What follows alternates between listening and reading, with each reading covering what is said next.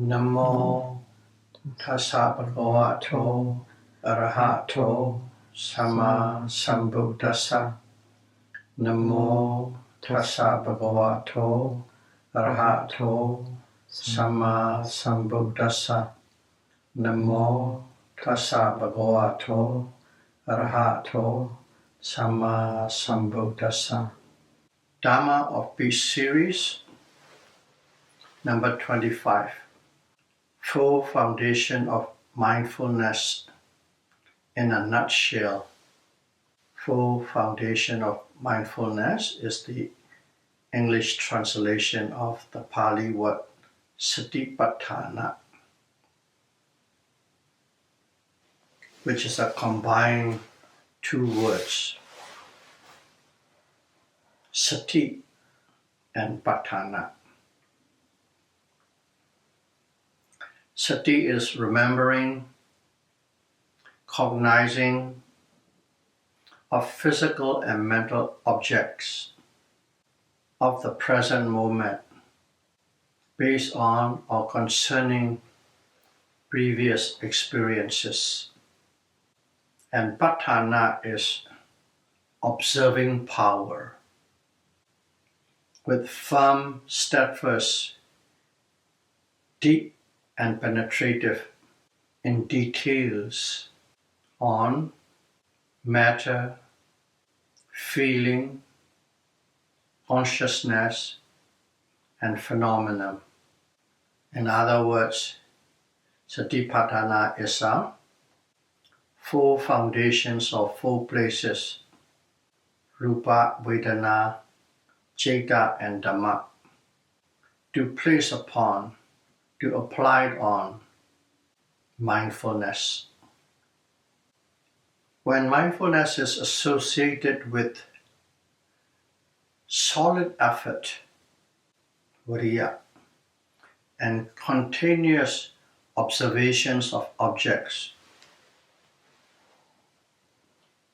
you apply effort to have the continuous observations of the present moment objects. The mind becomes stable, calm, and concentrated.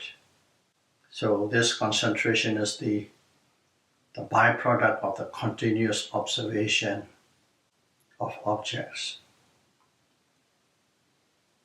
This concentration is required to know the true nature of Dhamma, or the true nature of mind and body, the phenomena. One must slow physical activities like a sick person to have a constant, continuous, and detailed mindfulness in building concentration. If you skim it through, if you skip it through, if you superficially observe it, there won't be any concentration. But if you observed thoroughly, deeply, penetratively, there will be concentration. But to do that, one must slow down all physical activities. That's why the method we are practicing, Mahasi tradition, the Western dub it as the slow method. And that concentration we build up unfolds the true nature of mind and matter. Or you can say insight, vipassana jnana into the mind and body. Another wisdom called path wisdom, megha jnana, that eliminates suffering, arises upon the maturity of those vipassana insight. You practice, you experience vipassana insights, and at one moment this path consciousness of birth wisdom arises. Satipatthana practicing yogis requires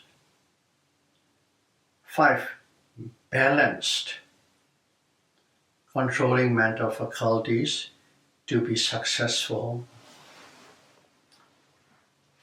because those 5 are everywhere, and these 5 are the qualities of a practicing yogi. If you don't have the qualities, you will go nowhere. And even these 5 controlling mental faculties, one is, let's call it ordinary. Pinchendriya. Pincha Indriya. Pincha is 5, Indriya is controlling faculties. That is, everybody is doing it. But when it becomes very strong, and when it's become very powerful, when one applies a lot of effort, at that moment it is called Bala Pinchendriya, strong and powerful 5 controlling mental faculties. We need to build up to that level, firm and strong, powerful, not just ordinary 5 controlling mental faculties, average 5 controlling mental faculties. Okay, we say we must develop to the average, to the powerful level. How do we do it? There are means and ways. Actually, there are 9 factors prescribed how to develop into this strong and powerful level. And while one is practicing, or let's call it observing. Observation is mindfulness. Mindfulness is observation. While we are observing, a yogi must incline the mind towards the passing away of the object.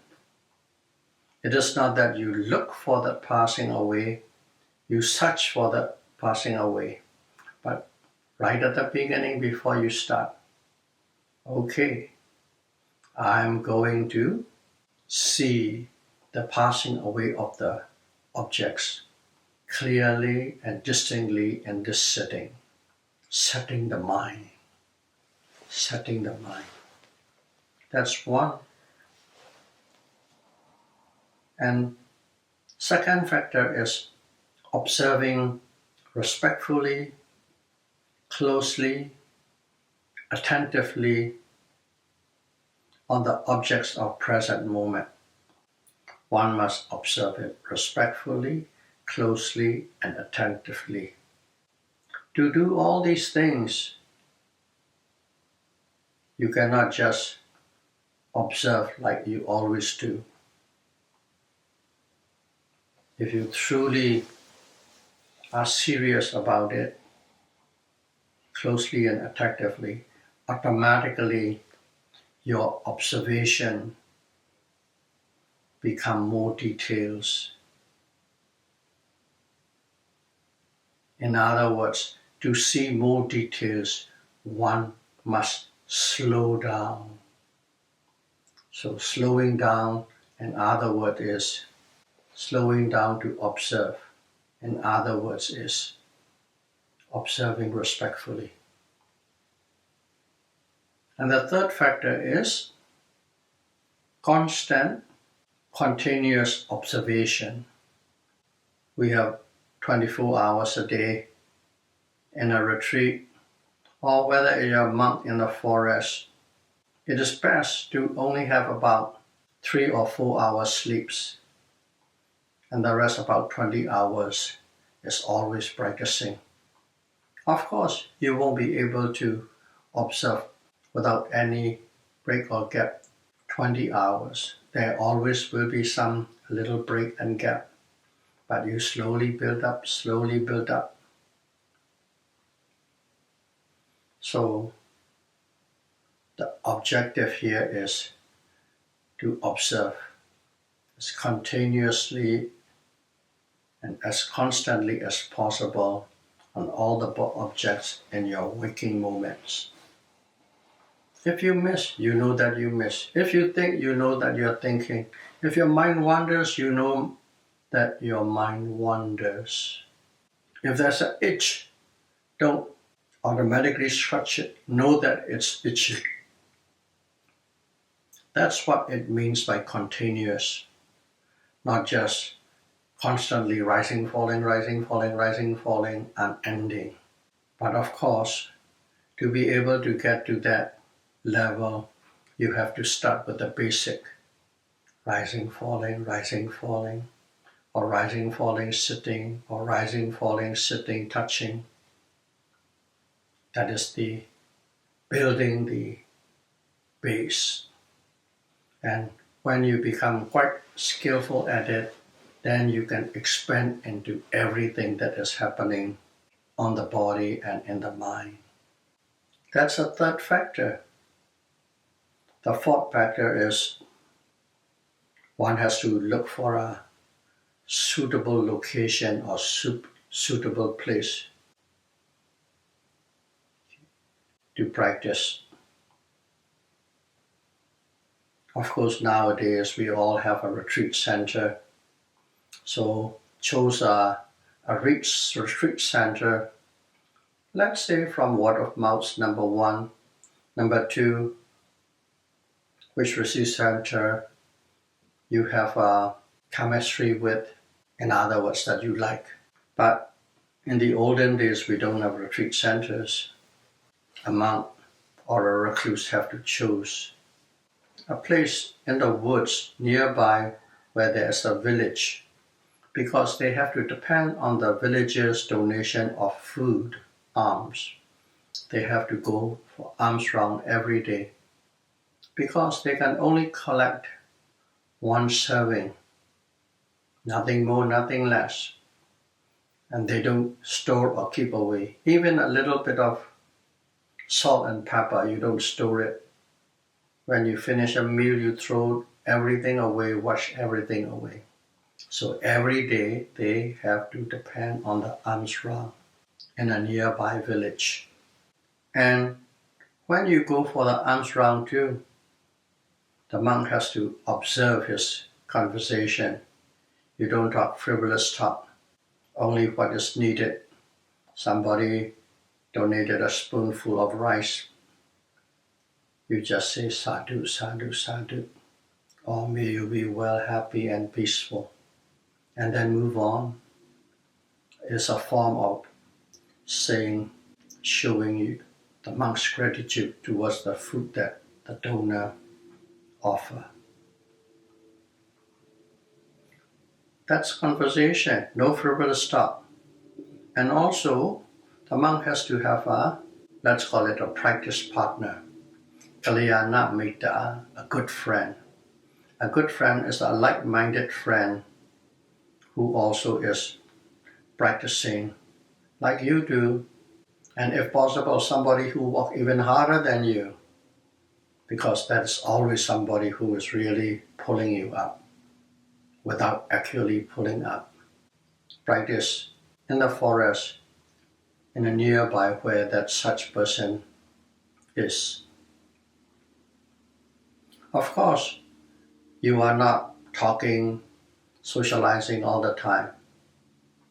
Everybody practice on their own, and maybe they make a point of meeting once or twice or 3 times or 4 times, a set time and a full moon day, which means about 28 days. So let's say once a week we will meet here at such and such time, and they meet there and they talk.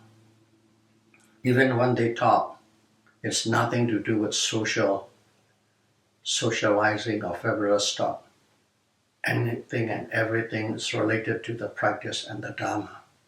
Now also another factor that is required as a part of that factor number 4 is agreeable food, which means you don't eat fatty food, spicy hot food that can give you diarrhea or stomach problem, such thing. Of course, if you have a choice, but the monks are unfortunate. They have to eat whatever the villagers donate. And at the same time, when the villagers become used to it, they know what kind of food to donate, appropriate, good food. Food that are not allergic to you, that's called agreeable food. And also when you eat, you never eat to the full. Shin Sariputta said, whenever he eats, he left about 4 or 5 mouthfuls of food before it is full. And in that place, Shin Sariputta drank water. In that way, you are never full and bloated, which can make you sleepy and uncomfortable. Also posture. Okay? You have to have a balanced posture, not sitting all the time, not walking all the time, sitting, walking, standing, should be balanced so that it's conducive to health. But for those monks, it is quite easy. When you're going arm rounds, that is about an hour, they are walking, W-A-L-K, walking. And then they sit down and meditate.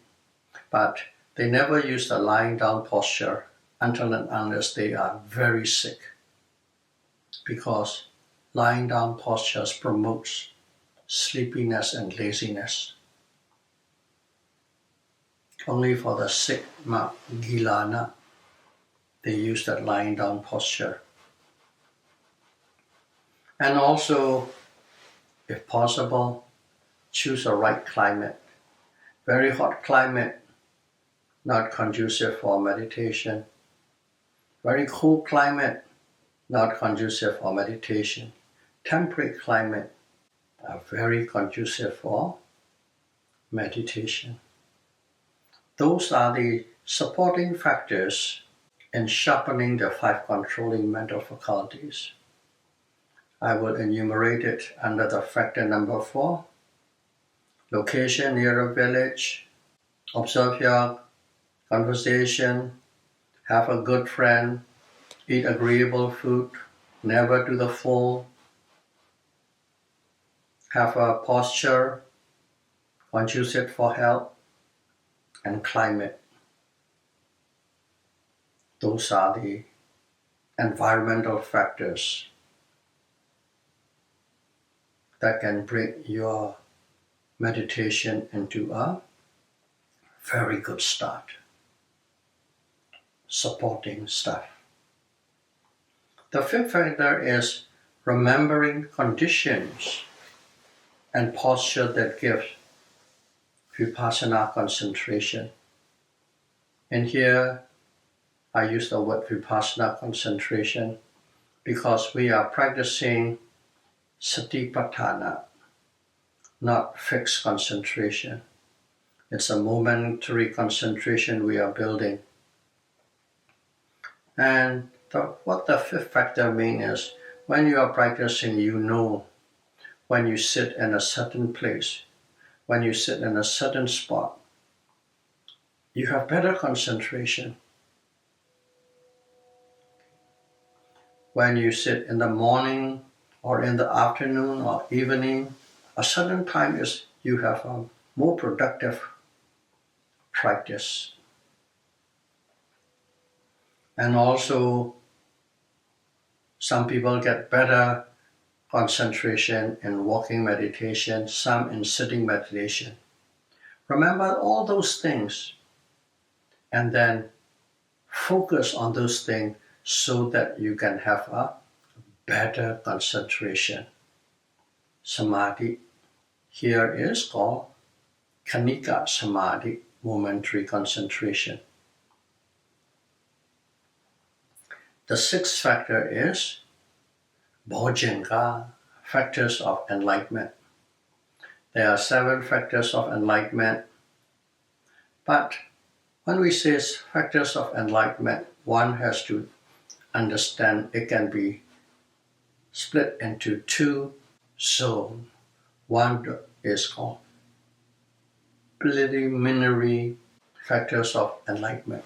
You are practicing to master the 7 factors of enlightenment.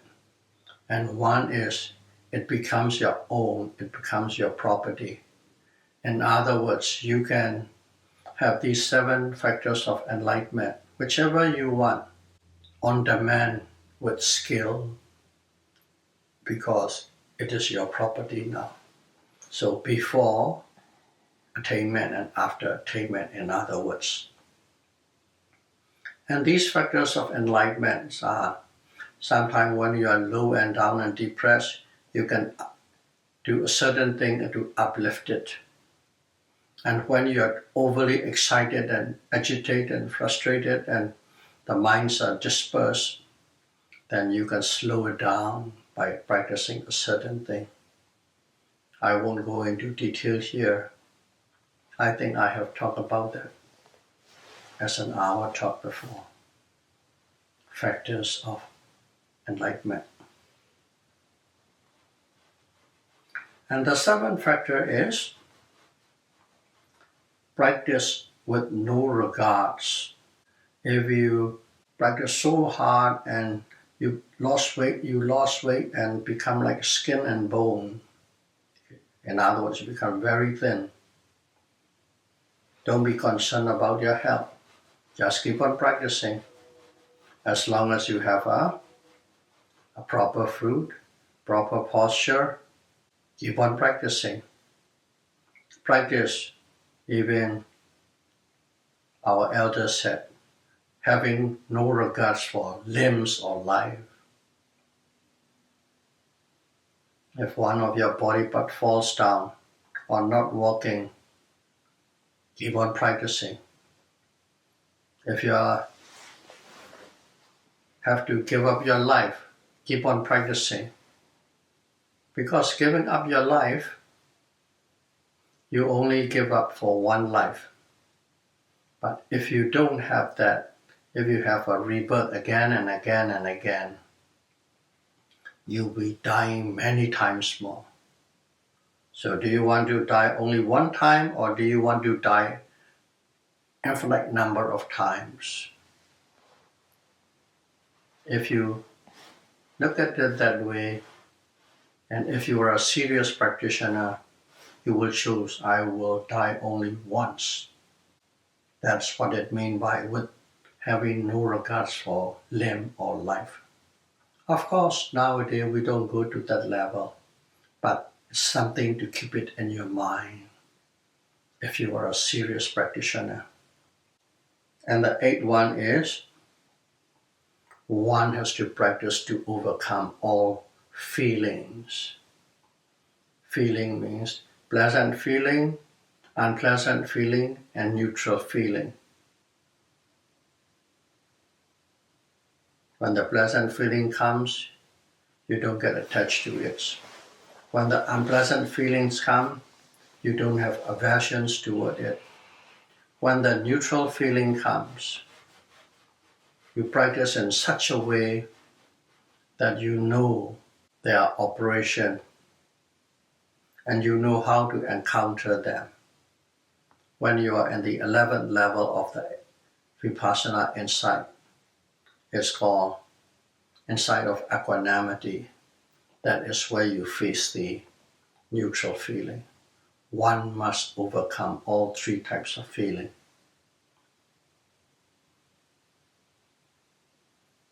And the 9th is basically a determination, a dithana.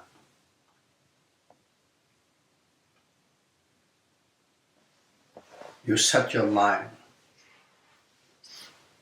I'm practicing. There will be no surrender. In other words, giving up the practice till I reach the goal. In other words, until and unless I'm successful, I won't give up the practice. And if you set those 9 factors, you will have a very strong and powerful 5 controlling mental faculties. Both. One is the environmental supporting factors, and some are directly related to how you practice.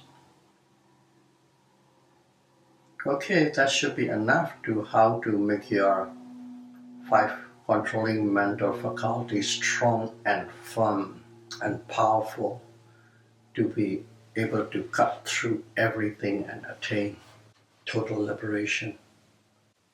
Also, there are some factors described separately by our elders. One is the direct cause to sharpen the 5 controlling faculties. They call it the direct cause. It's called Gosara Sampajanya. Basically, what it means is a yogi domain is meditation. That's called Gosara domain. The domain of a yogi is practicing meditation. So, if a yogi is observing constantly all the physical and mental objects that are arising and passing away at every moment, that means one is staying and dwelling and living in the domain of a yogi. That is the direct cause of succeeding this task and sharpening the 5 controlling mental faculties.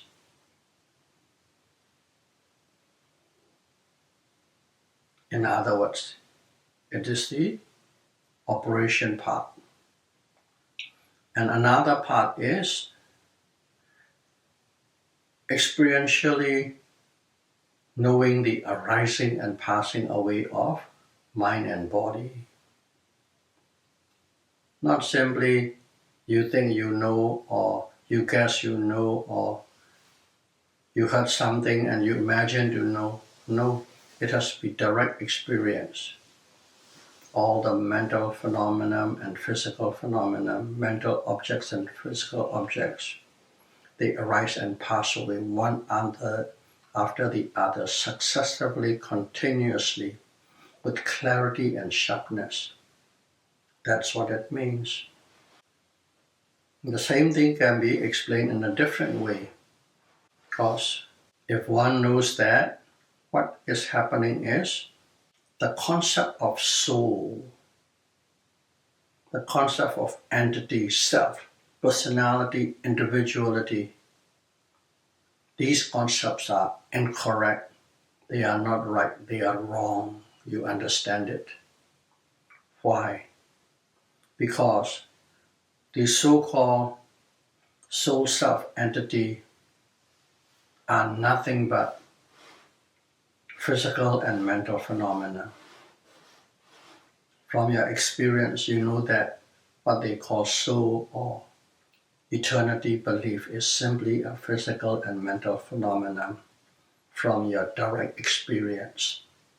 And that is called, in Pali, Asambha Sampajanya. It's one of the 7 Sampajanya. You know for sure. In other words, that's an attainment, period. Just representing in different ways, because some people like a certain presentation and other people like another kind of presentation. Whatever clicks. Objects of observing, objective of observing mind and body is to know the full noble truth. In a nutshell, that is the final goal, knowing the full noble truth. The noble fruit of suffering is to thoroughly understand it, and the noble truth of craving is to abandon, and the noble truth of nibbana, niyora sissa, is to realize. And the noble truth of the path, Mega Sister, is to develop, to practice. Same thing. One part of it is you are in the preliminary level, practicing the Eightfold Noble Path. Another part is those Eightfold Noble Path becomes your own possession. In other words, enlightenment, when you possess it. So just a brief explanation of the Eightfold Noble Path related to our Satipatthana practice is observation is the path of correct mindfulness, samasati. Stable and calm mind is the path of correct concentration, samadhi. Intuitive knowing of the true nature of mind and body is the path of correct view, samadhi. Applying balanced effort is the path of correct effort, samavariya. Constantly directing the mind towards the object of observation of the present moment is the path of right thought or correct thought, samasankappa, one of the wisdom group. And while you are practicing, of course, you don't commit anything wrong, physical actions, you don't speak any wrong verbal actions, and you are not practicing any wrong livelihood. So basically, abstaining from wrong deeds, wrong speech, and wrong livelihood is samakamanta, sama wasa, and samawa ajiva. The morality group 3, 6, 7, and 8. So, the practice we are doing, Satipatthana Vipassana, is totally in accordance with the Noble Eightfold Path. Because that's what Buddha said. Whatever you want to practice is fine, as long as it consists of the Eightfold Noble Path. That is the right path. He didn't say this or that. You can choose anything you want, but make sure it contains the Eightfold Noble Path. And that is the right path. That is the Magginga. When you have the Mega or Magginga, that means you have a path wisdom, Mega Jnana, or path consciousness. When one experiences the Eightfold Noble Path directly and intuitively, at that moment one knows this mind and body is not a person, a being, individual, you, me, I, or self. Or to put it in a different way, one knows the full noble truth, experientially and intuitively. Eightfold Noble Path is the cause, and cessation of suffering is the effect. And cessation of suffering is actually Nibbana. And Nibbana exists beyond the domain of mind and matter, beyond the domain of body and mind. May all of you be able to understand the full foundation of mindfulness in a nutshell and be able to practice till once attain total liberation. as soon as possible. Sadhu, sadhu, sadhu. Thank you very much.